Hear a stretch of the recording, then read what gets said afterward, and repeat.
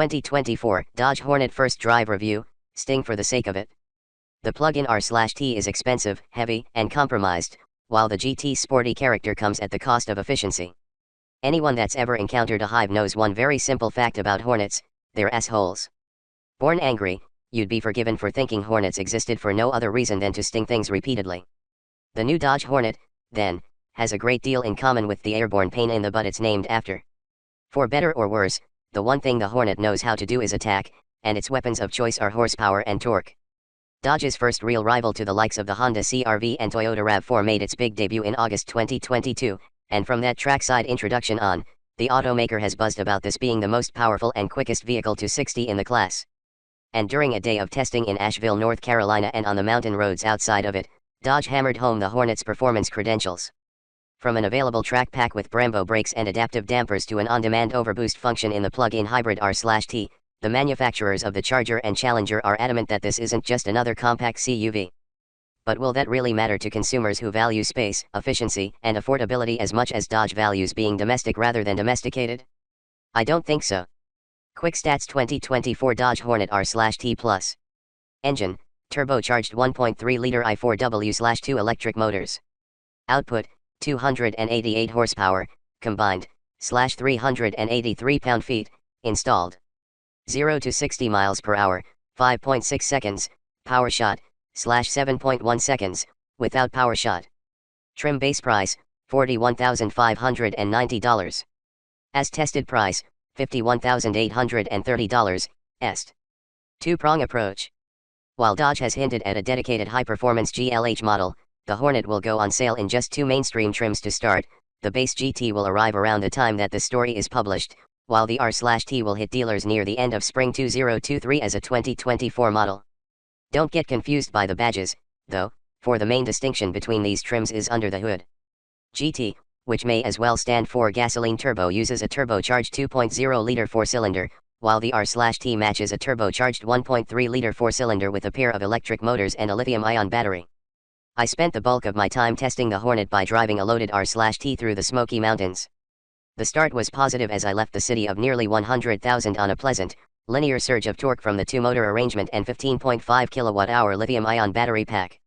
In front, the Hornet R/T uses a 44 horsepower integrated starter generator, while a Meteor 121 HP drive motor sits atop the back axle. The rear motor is good for 184 pound-feet of torque, while the whole affair produces 288 combined horsepower and 383 lb-ft, which Dodge weirdly listed as total installed rather than combined. Like the Jeep 4xe line, the Hornet R/T has three modes to manage the gas-electric powertrain: hybrid, electric, and e-save, and switching between them is as simple as pressing a button at the airbag cap's 730 position. There's a touch of lag before the Hornet acknowledges the mode change in the available 12.3-inch digital cluster, but once done, electric allows over 30 miles of range, according to Dodge.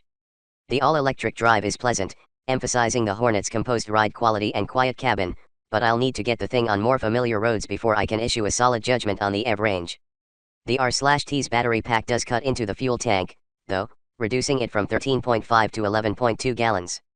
Dodge hasn't announced fuel economy yet, but I don't know how the R/T can come even remotely close to the Toyota RAV4 Prime 600-mile range when its fuel tank is down 3.3 gallons. While the Hornet R/T's battery got me most of the way from Asheville to the mountain roads on the city's outskirts, I wish I'd just hung around town. The electric power was ample, and when in hybrid mode, the gas-electric handoffs were predictable, with the electric motor providing just enough oomph to complement the gas engine when climbing hills and negotiating around town conditions. Even with my R/T wearing the optional track package, 4-piston Brembo front calipers, 2-stage Koni adaptive dampers, and Michelin Pilot all-season 4 tires on 20-inch wheels, among other things, the Hornet never came together in the corners. The combination of a high curb weight, 4,140 pounds, a responsive front end with vague steering, and a brake pedal with lots of travel and a tiny, sudden bite point made judging corner entries a real challenge. Considering the uprated brakes and adaptive dampers, the Hornet's equipment is writing checks its dynamics couldn't cash. When the road straightened out, though, the Hornet's combo of gas and electric power felt, well, fine. Dodge said the Hornet R/T is about selling performance, not electrification, and that seems evident with a class-leading 5.6-second sprint to 60 when using the PowerShot system, which overboosts the powertrain for an extra 30 HP. But PowerShot isn't a system that's always available, and when left to its own devices, the gas electric returned a leisurely 7.1 second sprint to 60, or a half second off the GT. Time for AG&T. The base Hornet GT distances itself from the R/T by what it isn't. Its gas-only powertrain is still darn punchy, at 268 HP and 295 lb-ft, but the absence of a 276-pound lithium-ion battery and 2 electric motors mean it's 425 pounds lighter. And as a result, it feels less like a sibling to the R/T and more like a first cousin twice removed. That's clearest in the corners. After spending most of my time in the R/T track pack, I swapped into a GT track pack and expected a similar experience. But while Dodge claims it tuned the suspension in each trim to account for the weight differences, the GT's handling is far more assertive. The steering is faster, with 13.6:1 ratio in the GT versus 14.5 in the R/T, and the front end feels pointier because of it. And while the media loves to explain that the good thing about heavy EVs is their low center of gravity, driving both versions of the Hornet back-to-back is a reminder that less weight is always better. The Hornet GT's body motions are simply more predictable and therefore inspire more confidence. I found myself accelerating earlier out of corners, because I knew how much the Michelin tires had to give. In short, the GT simply felt more fun on a mountain road. And it gave up little of the straight-line fury in the process. This 2.0-liter, marketed as the Hurricane 4 in the Hornet and Alfa Romeo Tonale, is the same basic engine as the one found in products as diverse as Jeep Wrangler, Alfa Romeo Giulia, and Jeep Grand Cherokee 4xe. It's a known quantity, then, which makes the coarse note on startup less a surprise than a modest disappointment. Still, like in other Stellantis products, the 2.0 liters refinement grows as the engine speed climbs, and north of 3,000 RPM, it starts to sound darn nice. The performance, meanwhile, is excellent across the rev range. Quick to spool and with long legs, the Hornet GT's power feels accessible in just about every situation. Pay some thanks to the standard 9-speed automatic gearbox. The Hornet R/T uses a 6-speed auto and pairs it with a set of column-mounted paddle shifters plucked directly and shamelessly from the Alfa Romeo parts bin, but those pieces never really come together with the gas engine or electric powertrain. The 9-speed automatic in the Hornet GT lacks paddle shifters. Dodge blamed supply shortages, which I'm inclined to believe considering there's no good reason to fit paddles to one trim and not the other, but it feels more in tune with the 2.0 liters beats. Shifts are quicker and downshifts happen with more predictability, although both Hornet trims are equally bad about keeping the driver informed in manual mode. The gear indicator is just a tiny number hidden in the big 12.3-inch digital cluster. The GT's main shortcoming isn't apparent until a stop at the gas station. This is a thirsty car, returning just 21 miles per gallon city, 29 highway, and 24 combined. So while Dodge should rightly be proud it's selling the most powerful car under $30,000, the Hornet GT is also among the least efficient cars in a class where consumers really care about fuel economy. Settle down you. Ignore the sporty stuff and the Hornet remains something of a mixed bag. The driver's seat on both the track pack cars I drove wore lovely upholstery, black Alcantara with red mesh accenting, featured above, looks fresh and aggressive.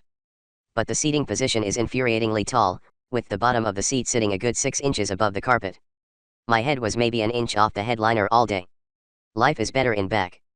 The door cutouts are sizable and the footwell accommodated my size 13s easily. Detailed interior measurements aren't available yet, but my 6-foot, 2-inch frame was happy with the amount of head and legroom in the second row. I just wish the cushioning on the bench was a bit more ample. Both Hornets are down on cargo volume relative to the competition, though, with the RAV4 Prime, 33.5/68.9 cubic feet, and Ford Escape PHEV, 34.4/60.8, easily outclassing the R/T, 22.9/50.5. The GT, 27.0/54.7, meanwhile, fails to match the gas-only Toyota, 37.6/69.8, Ford, 37.5/65.4, or Honda CR-V, 39.3/76.5. Drivers south of 6 feet, 2 inches can focus on things the cabin does well. The design, which includes a high center console and interfaces that are slightly canted toward the driver, feels like an evolution of the layout found in the Charger and Challenger. Material quality is excellent and should nip at the heels of the segment's best, while the standard 10.3-inch touchscreen looks great. The software story, though, isn't all sunshine and buttercups. I encountered quite a bit of lag, both through the touchscreen and when adjusting the available 12.3-inch cluster via the steering wheel controls. Dodge reps claim this is a thing they're still adjusting in the lead up to the Hornet's on-sale date, and in a world of over-the-air updates there's no reason to doubt them. Still, and considering the positive reception to Yukon Next 4 and 5 over the years, the Hornet's laggy interface was a disappointment. Disappointment is also how I'll classify the price tag, which was $51,830, including a $1,595 destination charge. That's $41,590 for the R/T, $4,900 for the Plus package, heated/ventilated leather seats, navigation, a panoramic sunroof, a 14-speaker Harman/Kardon audio system, a wireless charge pad, and a power liftgate, $2,995 for the track pack, and $2,245 for the tech pack, level 2 active safety. But all of that same stuff is available on the Hornet GT, which costs $10,000 less to start. Nothing the R/T does, though, is $10,000 better. But the broader issue is Dodge is aiming the Hornet at a customer I'm not sure really exists. There's a reason Volkswagen hasn't built a Tiguan GDI, Honda hasn't sold a CR-V SI, and the Toyota GR RAV4 remains a figment of our fevered dreams. Driving enthusiasts are spoiled for choice outside of the CUV segment, while compact crossover shoppers simply don't value performance the same way that Dodge's loyal muscle car shoppers do. That leaves me worried that when the Hornet goes on sale, the only one it will sting is Dodge.